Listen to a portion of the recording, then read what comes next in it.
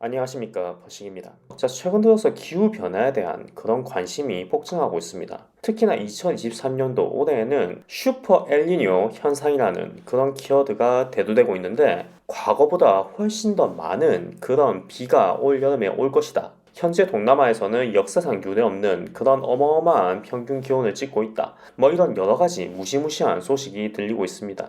그렇다면 현재 전 세계가 주목하고 있는 기후변화, 지구온난화의 주범은 온실효과, 우리가 내뿜고 있는 이산화탄소 때문이다. 그렇게 전부 다 알고 계시지만 정확하게 이게 어떤 식으로 작용을 해서 지구가 따뜻해지고 그리고 우리 생활에 어떤 피해를 줄지 그런 부분에 대해서 완벽하게 이해하시는 분들은 아마 적으실 거라고 생각해요. 그래서 제가 정말 쉽고 간단하게 먼저 설명을 해드리면, 일단 우리 지구를 우리의 인체라고 생각을 해보겠습니다. 우리가 아침, 점심, 저녁 밥을 먹고 그리고 일상생활을 하면서 음식으로 섭취한 그런 영양분을 에너지로 소모를 하면서 그렇게 살아가고 있는데요. 그런데 만약에 우리가 음식을 엄청나게 많이 먹었어요. 그런데 그날 귀찮아서 밖에 나가지 않았다. 혹은 운동을 하지 않았다.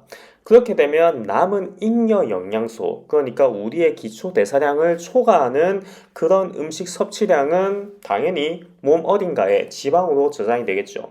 이런 게 계속 반복되다 보면 비만에 걸리는 겁니다. 그러니까 지금 현재 우리 지구는 우리 사람의 인체와 비교를 했을 때 먹는 음식량은 어마어마하게 많은데 소모가 제대로 되지 않아서 점점 살이 찌고 있는 그런 상태라고 보시면 됩니다. 태양에게서 일정량의 그런 복사 에너지를 꾸준히 받기 때문에 우리 지구는 우주 밖으로 에너지를 배출을 해야 돼요. 그런데 공기 중에 이산화탄소 농도가 높으면 그 에너지가 배출되지 않고 대기 중에 묵혀버리게 됩니다. 에너지는 곧 열입니다. 열이 올라간다는 뜻입니다. 그렇기 때문에 지구의 대기 온도가 점점 올라가고 있다, 그렇게 이야기를 하는 겁니다. 그러면 여러분은 지금 지구 온난화가 왜 일어나고 있는지 이해를 하셨습니다. 그런데 지구 온난화를 반대하는 그런 학파들이 하는 주장에 의하면 지구의 전체 역사를 봤을 때 지금보다 더 평균 온도가 높았던 적이 있었다. 그리고 원래 지구는 빙하기에서 빙기, 간빙기, 다시 빙기, 빙하기 이런 식으로 계속 반복을 해왔다. 그러니까 지금 지구가 따뜻해지고 빙하가 녹는 거는 자연의 섭리다, 그렇게 주장을 하고 계시는 분들도 많습니다. 물론 그 말은 사실입니다. 실제로 현재 우리는 5번째 빙하기의 거의 끝부분에 와 있습니다. 빙하기를 거쳐서 빙기 그리고 간빙기에 우리가 지금 위치를 하고 있는 거죠. 그렇기 때문에 어찌 보면 현재 빙하가 천천히 녹고 있는 거는 정상적인 그런 상황일 수도 있다고 판단을 할 수 있는데, 이 그래프는 지구의 지난 100년 동안의 온도 변화를 측정한 그런 그래프인데요. 정말 과학의 힘은 대단합니다. 어떻게 100만 년 전에 그런 온도를 확인했는지. 이렇게 그래프를 보시면 몇만 년을 간격으로 빙하기, 그리고 빙기, 간빙기 이런 식으로 온도가 오르락내리락 하는 것을 보실 수 있어요. 그런데 이런 남극의 기온 변화가 대기 중에 이산화탄소 농도와 똑같은 그런 그래프를 그리고 있더라. 대기 중에 이산화탄소가 높고 온실가스가 많이 배출되면 북극과 남극의 빙하가 녹고 얼고 이런 게 반복되는구나. 그러면 지구의 온난화는 이런 대기 중 이산화탄소 농도와 밀접한 관련이 있구나, 이렇게 확신을 가질 수 있게 된 겁니다. 여기 보시면 10만 년 전에 지금보다 더 높은 그런 온도를 살짝 기록한 적이 있었습니다. 그리고 30만 년 전에도 이 간빙기 때 지금보다 더 높았던 대기 온도를 기록한 적이 있었고, 그 이후로 온도가 급 강화하면서 빙기, 다시 빙하기로 접어들게 되죠. 이렇게만 보면 지금 온도는 어찌 보면 정상이 아닐까, 더 올라가도 문제가 없지 않을까, 이렇게 생각할 수 있는데, 문제는 그 위에 있는 이산화탄소 농도는 지금까지의 지구 역사상 단 한 번도 기록하지 않은 높은 이산화탄소 농도를 나타내고 있다는 겁니다. 우리가 살고 있는 2023년에 훨씬 더 높은 이산화탄소 농도를 기록하고 앞으로도 계속 농도가 올라갈 거라는 게 현재 과학자들의 예상입니다. 그래서 탄소 중립 그렇게 이야기를 하는 거죠. 줄이지는 못하되 더 이상 늘리지는 말자. 우리 진짜 다 죽을 수도 있다. 자, 그렇다면 북극과 남극에 빙하가 녹으면 왜 우리가 죽을 수도 있다, 그렇게 이야기를 하는 걸까요? 그 이유는 정말 다양합니다. 일단 먼저 빙하가 태양에서 내려쬐는 복사 에너지를 거울 역할을 해서 지구 바깥으로 반사시키는 그런 역할을 한다. 그런데 빙하가 없으면 그런 거울의 역할이 없어지기 때문에 우주에서 쏟아지는 어마어마한 에너지를 반사시킬 수 있는 그런 능력이 점점 떨어진다, 이런 추측도 있고, 그리고 현재 빙하 속에는 어마어마한 양의 이산화탄소가 저장되어 있다고 합니다. 빙하가 녹으면 그 안에 있던 이산화탄소, 그리고 우리가 알 수 없는 여러 가지 바이러스, 수억 년 전에 존재했었던 고대 바이러스가 현실에 등장할 수 있다, 이런 무시무시한 그런 추측도 합니다. 하지만 그것보다 더욱더 두려운 게 한 가지가 있습니다. 자, 우리가 사용하고 있는 이 스마트폰을 보시면 처음 구매했을 때는 1회 충전으로 2일 혹은 3일 동안 그렇게 넉넉하게 사용을 할 수 있죠. 그런데 사용을 하고 1년 혹은 2년 정도가 지나면 하루도 버티지 못하고 그렇게 방전되는 경우가 발생하죠. 야, 제조사가 그렇게 만들었지 않냐? 배터리가 용량이 계속 무제한으로 그렇게 유지가 되면 아무도 휴대폰을 바꾸려고 하지 않을 거니까 배터리 수명이 시간이 지나면 일부러 줄이게 그렇게 만든 거다, 이렇게 음모론을 제시하는 분도 있지만, 실제로 배터리는 사용을 하다 보면 수명이 줄어들게 되어 있습니다. 당연히 성능도 줄어들죠. 그 이유는 바로 열 때문입니다. 우리가 휴대폰을 사용하다 보면 여기서 열이 발생하죠. 게임 같은 그런 고성능 기능을 활용하면 배터리의 수명은 더 빨리 달 수밖에 없습니다. 왜냐하면 그만큼 열이 발생하기 때문이죠. 자, 배터리에는 우리가 사용하는 전기가 들어있습니다. 그리고 전기에는 N극과 S극, 우리가 흔히 이야기하는 자석이 이 안에 있기 때문에 우리가 전기를 충전해서 여기에서 전기를 쓸 수 있는 거죠. 그러니까 전기와 자기는 같은 에너지, 합쳐서 전자기력이라고 이렇게 부릅니다. 그런데 우리가 실생활에 이렇게 볼 수 있는 자석에 열을 가하면 어떻게 될까요? 일정 온도가 올라가게 되면 그 자석은 자석으로의 기능을 상실하게 됩니다. 더 이상 붙지 않는 평범한 쇳덩어리가 된다는 겁니다. 자, 그런데 이런 이야기를 많이 들어보셨을 거예요. 지구는 거대한 자석이다. 그렇기 때문에 우리가 나침판을 이렇게 봤을 때 우리 위치가 어딘지, 방향이 어딘지 알 수 있는 겁니다. 지구가 자성을 띠고 있기 때문에. 그런데 아까도 말씀드렸다시피 자석에 일정 양의 그런 온도 임계치를 넘어가면 그 자석은 평범한 쇳덩어리가 된다. 그 기능을 완벽하게 잃어버리지 않는다 하더라도 점점 성능은 떨어지게 되어 있습니다. 이 휴대폰 배터리처럼 말이죠. 자석에서는 자기장이라는 게 발생하죠. 자기장이 발생하기 때문에 태양에서 날아오는 에너지를 지구의 자기장이 쉴드 역할을 하면서 그렇게 우리가 안전하게 살 수 있는 겁니다. 우리가 태양빛을 받는 것만으로도 방사능 피폭을 당할 수 있는 그런 어마어마한 에너지를 우리 몸이 전부 다 견뎌내야 되기 때문에 지구의 자기장이 사라지면 당연히 지구에서 점점 생물체는 사라질 수밖에 없는 거죠. 이런 식으로 지구 자기장이 약해졌을 때 인류가 어떻게 될 것이다, 이렇게 극단적으로 표현한 그런 영화도 있습니다. 지금 지구에 생존하는 거의 대부분의 생명이 죽을 수도 있다, 이렇게 이야기를 하는데, 어떤 과학자들은 과거에도 그런 일이 있었어, 지구의 자기장의 극이 바뀌는 폴 시프트 현상이 있었는데 그 당시에 살아있던 인류는 멸종하지 않고 잘 살아있었다. 그렇기 때문에 지구 자기장이 없어져도 인류가 멸망할 일은 없을 거야. 혹은 어떤 과학자들은 자기장이 없어지면 빙하기가 찾아올 수도 있다, 이런 이야기를 합니다. 물론 그런 현상은 지구 역사에서 1천만 년마다 한 번씩 찾아온 그런 특이 현상이었기 때문에 웬만하면 우리가 살아있을 때 그런 현상을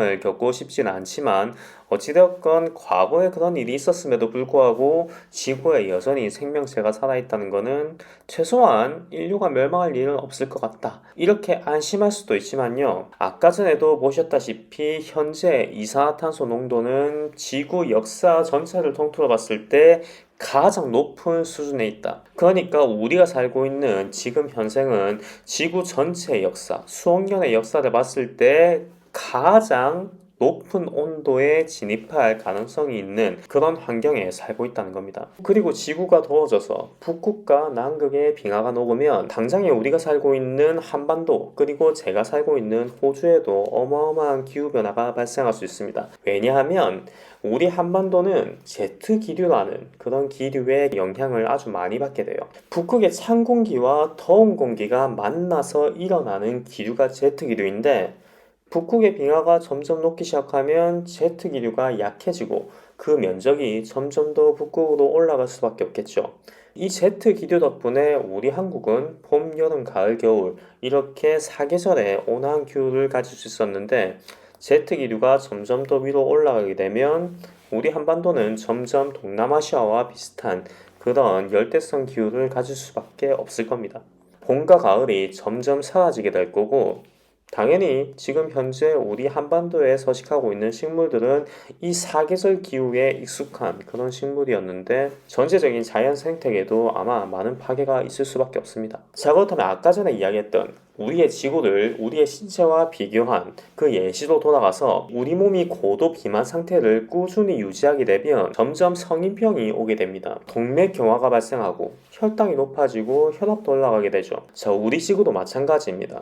열을 제때 분출하지 못하면 뜨거운 공기가 상승 기류를 발생시키면서 태풍이 발생하게 되고 그리고 땅 속에 있는 그 지열 에너지가 분출하게 되면서 마그마, 화산 활동을 발생시키게 되는 겁니다. 그렇기 때문에 단순히 더워지는 것만으로 끝나는 게 아니라 지진, 화산 활동, 그리고 태풍 같은 그런 천재지변이 점점 더 많이 발생하게 된다는 뜻이죠. 그러니까 작년에 강남에서 발생했던 어마어마한 폭우로 인한 강남 침수 사건은 우연이 아니라 어찌 보면 예측된 그런 자연재해였다. 그리고 올해는 작년보다 더 심할 거다. 그렇게 많은 과학자들이 추정을 하고 있는 겁니다. 자, 그러면 여러분이 고도 비만 상태가 되었어요. 성인병이 오기 시작합니다. 자, 그러면 여기서 어떻게 해야 될까요?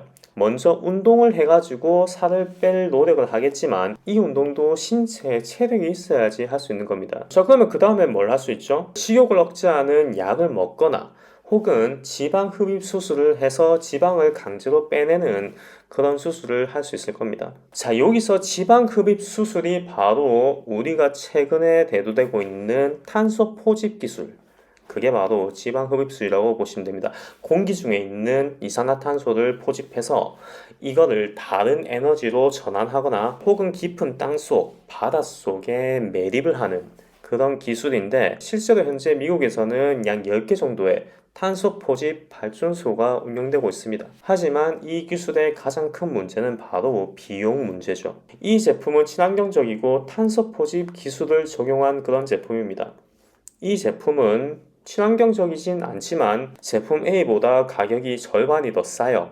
반값밖에 안 합니다. 그러면 여러분은 어떤 물건을 사실 건가요? 품질이 똑같으면 당연히 가격이 절반인 이 제품 사겠죠. 왜냐하면 당장 내 지갑의 이득이니까. 이 제품을 구입해서 내가 얻을 수 있는 사회적 편판보다 이 제품을 구입해서 내가 얻게 될 경제적 이득이 더 크기 때문에 그래서 이 제품을 선택하게 되실 겁니다. 이게 바로 자본주의가 가진 딜레마라는 거죠. 모든 소비자들에게 선택의 자유가 주어졌기 때문에 모든 사람들이 자신들의 경제적 이득을 가장 포커스를 삼아서 선택을 하게 되고 그 결과 현재 지구온난화, 자연환경 파괴까지 이르게 된 겁니다. 자, 그러면 지금부터 전 세계 사람들이 서로 협심을 해서 우리가 탄소를 한번 줄여보자. 에어컨 대신에 선풍기를 켜고 자동차를 모는 대신에 대중교통을 이용하고 그리고 고기를 먹지 말고 채소나 과일 같은 것만 먹고 그렇게 살자. 그렇게 이야기를 해볼 수는 있겠죠. 특히나 이런 운동은 유럽이나 미국 같은 그런 선진국에서 활발히 진행되고 있는데 개발도상국 국민들의 입장도 한번 들어봐야 됩니다. 자, 선진국 사람들은 이미 너희가 다 경험해봤잖아. 이미 누릴 거 다 누리고 이제서야 자연을 지키자, 지구를 지키자고 그렇게 운동을 하는데 야, 우리는 아직까지 거기까지 가보지도 못했어. 같은 인간으로서 태어났으면 한 번은 좀 고기도 먹어보고 자동차도 몰아보고 그리고 에너지도 팡팡 써보고 그렇게 해야지 되지 않겠냐. 그러니까 저소득층 국가에서는 상대적 박탈감이 발생하는 겁니다. 너희가 재미 볼 거 다 보고 이제 와서야 우리랑 같이 하지 말자고 하느냐. 이게 말이 되냐. 왜냐하면 자본주의에서의 성공은 물질적인 풍요로움, 내가 돈을 많이 버는 게 성공의 속도이기 때문에 당연히 모든 사람이 그런 생활, 그런 부를 누리는 것을 꿈꾸게 됩니다.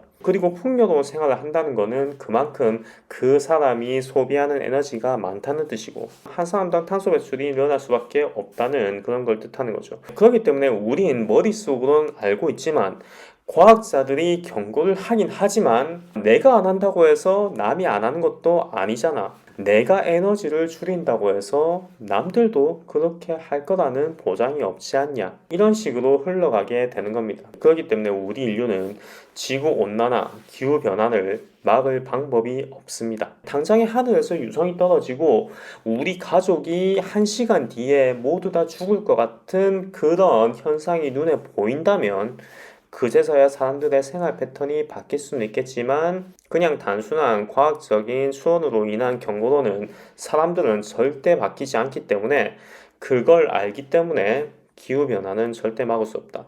당장의 현재 우크라이나와 러시아는 1년 넘게 전쟁을 하고 있죠. 우리는 그 전쟁 상황을 매일 뉴스를 통해서 볼 수 있습니다. 하지만 그렇다고 해서 우리가 전쟁을 두려워하나? 우린 아무런 불편함이나 혹은 생존에 대한 두려움 없이 일상생활을 하고 여전히 유튜브를 보면서 여가생활을 즐기고 이렇게 할 수 있는 거죠. 그게 바로 인간이 하는 겁니다. 당장 내 목에 칼이 들어오지 않는 이상 사람들은 실감을 하지 못합니다. 그렇기 때문에 지구온난화, 기후변화는 막을 수 없습니다. 물론 10년, 20년 뒤에 정말 극단적인 그런 상황이 왔을 때 우리 인류가 멸망하지 않고 어떻게 지구가 잘 정화해서 무사히 그 위기를 넘길 수 있지 않을까 이런 기대를 해볼 수는 있겠죠. 아니면 어떤 기업이나 어떤 과학자가 정말 혼자서 하드캐리를 해서 대기중에 있는 이산화탄소를 확 줄일 수 있는 그런 기적적인 과학혁명 기술을 발견했다. 이런 게 아니고서야 지금으로서는 사람들을 계몽해서 지구온난화를 막을 방법은 없다. 인체로 치면 고도 비만을 넘어서 성인병 끝자락까지 왔다. 정상적인 방법으로는 회복이 불가능하다. 이렇게 판단할 수 있는 겁니다. 자, 그래도 뭔가 한 가지 희망을 얻을 수 있지 않을까. 이렇게 생각하시는 분들도 있을 거예요. 야, 지금까지 우리 인류가 이렇게는 과학의 수준이 얼마나 높은데 분명히 어떤 방법이 있지 않을까. 파괴적인 방법이 아니라 비파괴적인 어떤 방법이 있지 않을까? 그런 거를 한번 시도는 해보는 게 좋지 않겠냐? 그렇게 생각하시는 분들이 있을 겁니다. 네, 그런 방법이 있었고 이미 우리 인류는 시도를 했습니다.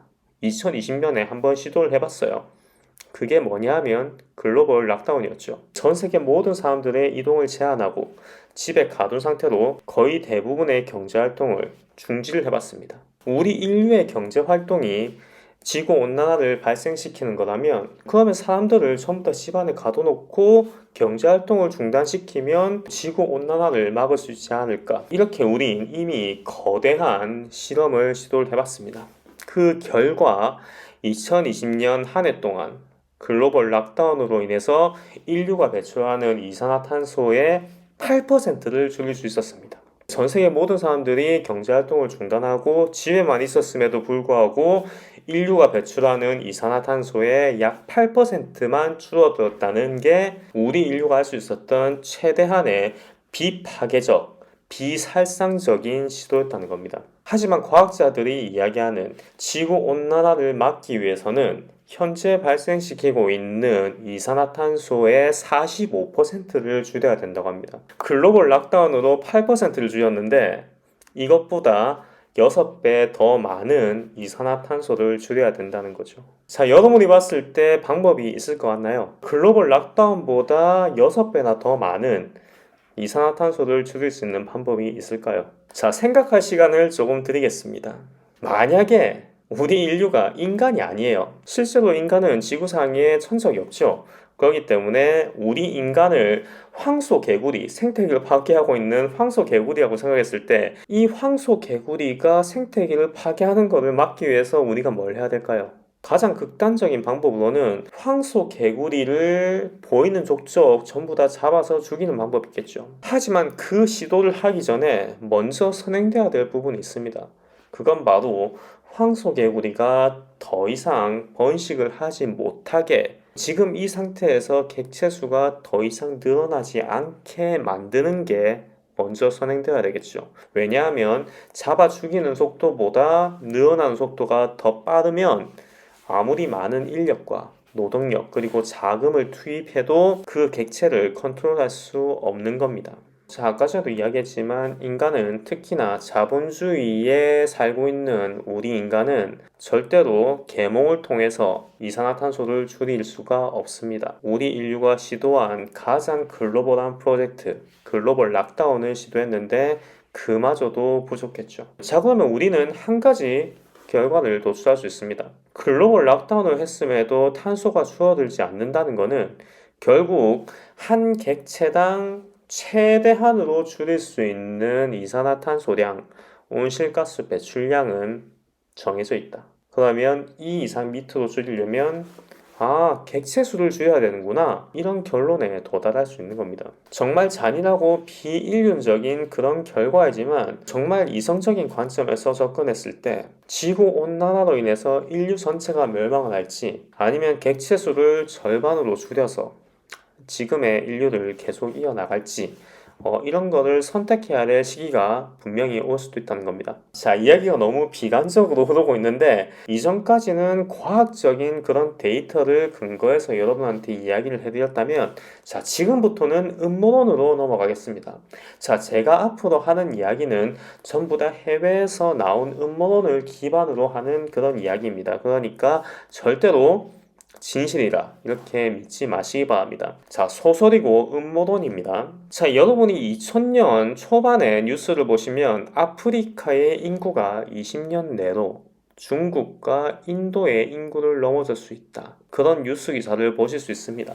왜냐하면 아프리카의 평균 출생률이 6.0에서 7.0 사이를 왔다 갔다 했기 때문이에요. 우리 한국의 현재 출생률이 1이 되지 않는데 아프리카에서는 6에서 7 사이를 왔다 갔다 했다. 이런 속도가 계속 이어지면 조만간 중국의 인구를 능가할 수 있다. 이런 예측이 지배적이었습니다. 그런데 실제로 최근 데이터를 확인해 보니까 아프리카의 출산율이 어마어마한 속도로 감소를 하고 있습니다. 실제로 매년마다 0.2에서 0.5 사이씩 이렇게 급격한 감소가 있었어요. 아프리카의 문명화가 이뤄지고 있다. 콘돔과 피임기구가 제공되면서 아프리카 여성들이 출산보다는 자신의 인생을 즐기기 위한 그런 문명의 토대가 마련되고 있다. 출산이 전부가 아니라 서방식 문화를 받아들이고 있다. 이렇게 해석을 하고 있는데 자, 이거는 밝은 면, 그러니까 밝은 면에서의 해석이고 반대편 어두운 면에서의 해석은 조금 다릅니다. 음모론입니다. 자, 2010년 12월 9일에 위키리크스에서 폭로한 그런 전문을 보면 화이자가 나이지리아 북부 카노주에서 신약 개발의 임상실험을 위해서 아동 200명을 임상실험했다는 그런 데이터가 있었습니다. 그 200명의 아동 임상실험 중에서 무려 11명이 사망을 했다는 그런 데이터가 있어요. 자, 여기서 주목할 부분은 미성년자, 아동을 대상으로 한 임상실험입니다. 자, 이 외에도 아프리카에서 행해진 임상실험의 진실을 폭로하는 그런 기사는 어마어마하게 많습니다. 거의 대부분이 묻혔음에도 불구하고 이렇게 수중 위로 떠오른 그런 사실만 해도 어마어마한 내용이 있고 그리고 여러분도 이야기 많이 들었을 겁니다. 아프리카에서 일어나는 그런 임상 실험이 훨씬 더 많고 그리고 그런 피해 사실은 전부 다 이해관계에 의해서 혹은 거대 자금력으로 인해서 전부 다 묻히고 있다. 아프리카 케냐 주재의 영국 외교관 저스틴 퀘일의 아내 테사 퀘일은 북부 케냐에서 잔인하게 살해당한 채로 발견된 적이 있습니다. 테사 퀘일 여사가 어쩌다가 이렇게 잔인한 죽음을 맞이했느냐? 아내인 테사 퀘일은 사망하기 전 제약회사의 음모를 추적하던 중이었다고 합니다. 그리고 차후에 남편인 저스틴이 이 사건의 전모를 파악해보니까 영국과 케냐 정부의 주장처럼 단순 살인사건이 아니라 정부 고위관리와 다국적 제약회사의 음모로 인해서 아내가 살해당한 거다. 그 사실을 저명한 의학 저널인 뉴 잉글랜드 저널 오브 메디슨의 전 편집장이 기술을 내서 책으로 출간하면서 전 세계에 알려지게 된 적도 있습니다. 그러니까 아프리카에서는 제약사들의 다양한 임상실험이 있어 왔다. 과거 몇 년이 아니라 10년 넘는 그런 기간 동안 여러 가지 임상시험이 있었다는 거고, 그리고 그 시기와 아프리카의 출생률이 급격하게 감소하게 된 그런 시기가 얼추 맞아떨어진다. 물론 전 세계 글로벌 출생률이 전체적으로 감소하는 그런 추세에 있긴 합니다. 그렇기 때문에 제가 음모론이라고 이야기를 하는 겁니다. 하지만 해외에서는 이게 연관이 있지 않을까? 그렇게 이야기를 한다는 거고요. 실제로 출산율 통계 가시적인 결과로 나타나기 전까지는 약 5년 정도가 필요하다고 합니다. 어떤 액션을 취한 다음에 그게 통계율에 직접적으로 적용하기 위해서는 5년 정도가 필요하다. 그렇기 때문에 이 통계는 약 10년간의 기간 동안의 출생률의 변화 추이를 확인할 수 있는 통계이기 때문에 이런 측면에서 봤을 때는 의미 있는 통계일 수도 있다. 그렇게 우리가 볼 수 있는 거죠. 음모론입니다. 믿지 마십시오. 자, 그렇다면 아까 전에도 말씀드렸다시피 생태계 교란종인 황소개구리를 포획하기 전에 가장 먼저 우리가 해야 될 거는 객체수가 더 이상 늘어나지 않도록 번식을 못하게 해야 된다고 그렇게 말씀드렸습니다. 제약회사에서 인간의 생식 능력을 컨트롤할 수 있는 어떤 그런 거를 테스트했을 거라는 음모론으로 가정한다면 이미 그런 기술이 개발되었을 수도 있다. 그 데이터가 가시적으로 통계에 포함되려면 약 5년 정도의 시간이 필요하다. 그래야지 정확한 데이터를 알 수 있다. 자, 그리고 우리가 기후변화를 막기 위한 비살상적인 방법, 비파괴적인 방법은 이미 시도를 했다. 인류가 할 수 있는 최선의 선택, 글로벌 락다운을 시도했는데 그것만으로는 부족했다. 자, 그러면 그 다음에는 우리가 어떤 일을 할 수 있을까요? 자, 비만에 걸렸어요. 지방 흡입 수술을 하려고 했는데 이거는 비용상의 문제로 우리가 불가능해요. 기술적으로도 불가능하고 앞으로 20년, 30년 뒤에 나올 그럴 기술일 수도 있다는 겁니다. 그러면 일단은 약을 먹어서 더 이상 살이 찌지 않고 음식 섭취를 좀 줄일 수 있는 그런 약을 먹어야겠죠. 그러니까 약을 쓰는 겁니다. 예, 어떤 이야기를 하시는지 다 이제 이해를 하셨을 거라고 생각합니다. 자, 그러면 이 음모론대로 결론을 도출해 보자면 음모론입니다. 다시 한번 말하지만 음모론입니다. 앞으로 여성 난임 혹은 불임 환자가 많이 늘 거고 생리 주기가 불안정해진다거나 혹은 난소 관련한 그런 질병, 난소암 같은 그런 질병의 발병이 늘어날 수도 있다. 그리고 남성분들 또한 고환이나 음낭, 전립선 같은 그런 쪽에 문제가 발생하는 그런 환자들의 객체수가 늘어날 수도 있다. 그렇게 볼 수 있는 겁니다. 아니, 난 아무것도 안 했는데 어떻게 내가 그런 게 늘어날 수 있냐? 아닙니다. 여러분은 분명히 뭔가를 했습니다. 자, 코로나는 호흡기를 통한 그런 전염병입니다. 그러니까 우리 몸의 장기 중에서 특히나 폐에 많은 데미지를 입히는 그런 질병이고 인간의 생식 능력에 어떤 데미지를 준다는 그러한 통계는 거의 없는 걸로 알고 있습니다. 그렇다면 락다운으로 인해서 사람들의 생활 패턴이 바뀌게 되면서 운동 부족으로 인한 새로운 현대인들의 성인병이 아닐까? 그렇게 받아들일 수도 있겠죠. 하지만 그 객체가 기하급수적으로 늘지 않을 겁니다. 자, 그렇다면 대체 원인이 뭘까요? 저는 그 이상 이야기를 하지는 않겠습니다. 그 이유는 여러분도 잘 아실 거라고 믿습니다. 저는 제 채널이 계속 살아있기를 원하기 때문에. 그리고 다시 한번 말하지만 이거는 음모론입니다. 재미로 들어주시기 바랍니다. 자, 그렇다면 이렇게 급변하는 환경에서 우리가 기후변화에 대처해서 살아남을 수 있는 방법, 대처법도 궁금한데, 자, 그런 부분도 제가 지금 열심히 공부하고 있습니다. 여러 가지 상황을 예측해서 우리가 살아남을 수 있는 그런 방법을 강구해야겠죠. 조만간 여러분과 함께 이야기를 하는 그런 시간을 가져보겠습니다. 그러면 오늘 영상은 여기까지 하겠습니다. 감사합니다.